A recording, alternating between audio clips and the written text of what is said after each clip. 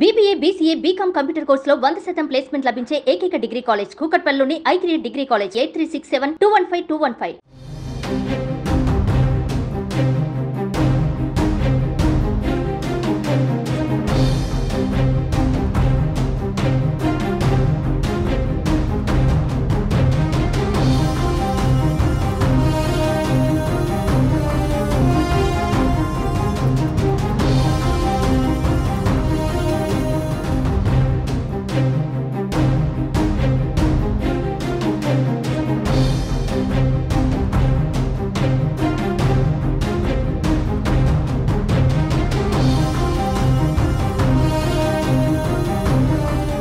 YCP నేత నాగార్జున యాదవ్ను కుప్పం పోలీసులు అదుపులోకి తీసుకున్నారు. ఆదివారం అర్ధరాత్రి ఆయన్ను అదుపులోకి తీసుకుని పిఎస్కు తరలించారు.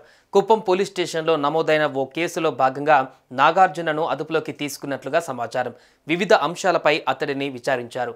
40NA నోటీసులు జారీ చేయనున్నట్లుగా తెలిసింది.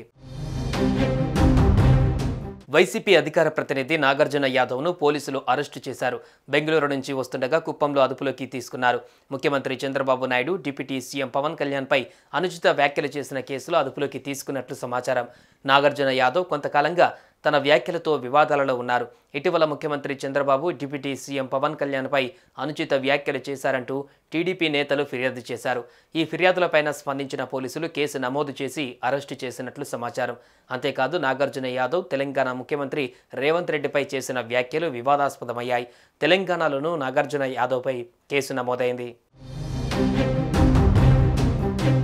ఓ టీవీ డిబేట్లో ముఖ్యమంత్రి చంద్రబాబు గురించి అనుచిత వ్యాఖ్యలు చేశారని చిత్తూరు జిల్లాకు చెందిన తెలుగు యువత రాష్ట్ర అధికార ప్రతినిధి కె వరుణ్ కుమార్ నాగార్జున యాదవ్పై పోలీసులకు ఫిర్యాదు చేశారు. ఈ ఫిర్యాదు ఆధారంగా నాగార్జున యాదవ్పై కుప్పం పోలీసులు కేసు నమోదు చేశారు.